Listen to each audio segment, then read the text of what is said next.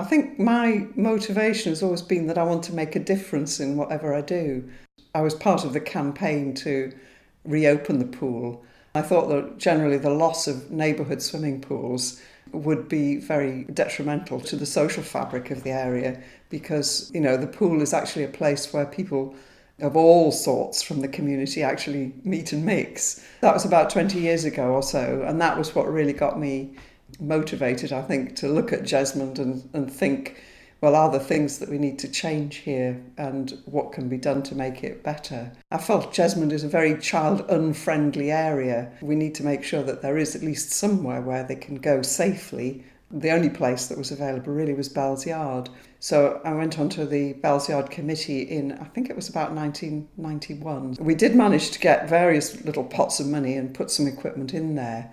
And then, of course, came the crisis when the council actually closed the yard because apparently somebody had seen some kids going over onto the metro line to get their balls back if they'd gone over the fencing. Well, the fencing was always a bit dodgy. It was, we had a great battle to keep some sort of fencing there at all.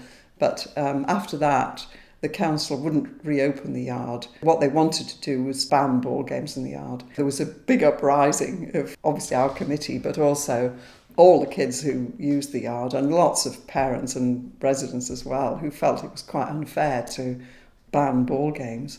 And some of the kids actually went to the council meeting and presented a petition of over 500 signatures and so on. They'd sort of written their own little statements about how important the yard was to them as a social meeting place, as a place of safety, as a place which was not dirty or that it was well overlooked, that it was, it was somewhere where they felt they had a sense of ownership of the area. The yard had to be completely resurfaced, and somebody that I knew that I contacted who's a landscape architect who specialises in play areas, who came and helped us to do the redesign. I resigned from the committee about a year ago. We'd achieved the redesign of the yard and it seemed time to step back and do something different. Yeah, well, the community orchard it's a lovely idea.